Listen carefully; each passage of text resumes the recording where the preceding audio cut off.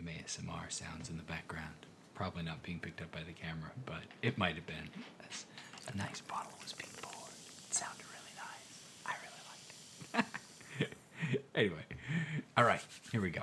I made $27,040.05 DMing in 2024. It's not a lot of money, but it pays my bills, mostly, and lets me do the thing that I love. Not to mention that it pays for my D&D book habit, which, if you're anything like me, is getting a little expensive. That said, there are a few things that I wish I'd known before I dived in and ran 1,000 games in the last 4 years. 7 things in case the title didn't clue you in. And most of them apply directly to unpaid games as well. First, you're good enough. Imposter syndrome is real.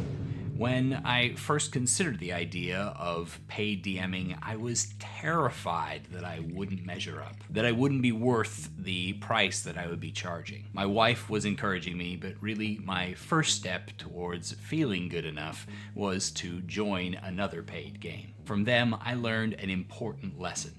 DMing for money is the same as DMing for fun. Some DMs are better at one thing or another, but if you're sincerely trying to run a good game, you're good enough. If your friends keep coming back to your game, you're good enough to run paid games. The second thing that I learned was that being eager to play is rare. This was a shocker to me, but a lot of DMs, especially paid ones, seem to hate what they do. While I'll admit I'd like to find a way to squeeze in more player time as well as all of my DMing time, I genuinely have fun at my games. If you do too, then you have an unfair advantage when it comes to running paid games, or running D&D in general. Especially if you're excited for your players to succeed instead of secretly hoping that they fail. It shouldn't be weird, but apparently it's a superpower. Number 3 is that you don't need to keep toxic players. One of the brilliant things about paid DMing is that you're not already friends with the guy who turns out to be that guy at the table. Don't get me wrong, your players will become your friends eventually, but in paid games, they start out as strangers. Some of those strangers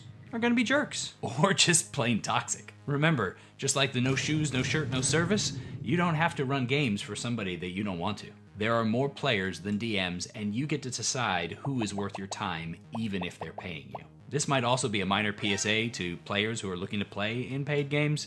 If you're that guy, you might want to stop. Number 4, players show up to games that they've invested in. Attendance issues happen, and I was kind of worried about how likely my income was going to be steady as a paid DM. After all, attendance is the bane of Dungeons & Dragons and always has been. But that worry over stable income was definitely unwarranted in paid DMing, because people value what they pay for.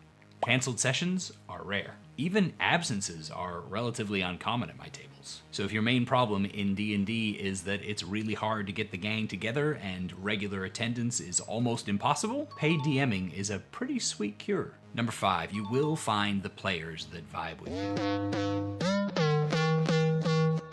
You might feel like kind of a weird person. I know I do. And so I had a pretty big fear that people wouldn't like me or my style. And I'm sure that, frankly, that some of them over the 4 years I've been doing this didn't. But over time, you'll find that you find the people that vibe with you in your gaming style, no matter how hard that might feel in real life. Putting yourself out there is hard, but eventually you'll attract the kind of people that you want to hang out with. And that lets you look forward to every game. At least it certainly does for me. Number 6, running the same game doesn't have to be boring. Running multiple campaigns using the same module just makes sense as a paid DM. That way, every time you're prepping something for one game, you're helping to do prep for others. But it sounded mind-numbingly boring to me. The same story? Again? Yuck. But the truth is, it's only a problem if you aren't willing to let your players tell their own story inside of the module. I ran Descent into Avernus 3.5 times. None of my groups took the same path. They all had different struggles and different stories. And even when I was running 3 of these games at the same time in Avernus, I was still able to look forward to finding out how my players were going to take that week's session. Let the players take the reins for direction, and you can have a great time alongside them discovering the mysteries of your campaign. Number 7. Finding players isn't hard. I was really worried when I started that I'd have to spend a lot of time arguing with people about the values of pro DMing on Reddit in order to be able to advertise that I had space in an upcoming game. But ultimately, in order to find people, I just made a listing on startplaying.games and let them take care of it. I still use them today to schedule my games. It was just super easy. They're not sponsoring this video today, I just really appreciate what they do. They only make money when you and I do, so it's in their best interests to get good at attracting players from around the world. So don't stress about finding players if you want to go pro, just let them do it for you. There is one other thing that I wish I'd paid a little more attention to when I started pro DMing. DMing is a skill, and like any other skill, practice and training help. Since you're here, it's clear that you want to take your campaigns to the next level. And one problem that I find a lot of DMs struggling with is creating a campaign that's going to actually go the distance. And so this next video here can help you to set up a campaign that will do just that. The cats and I will see you there.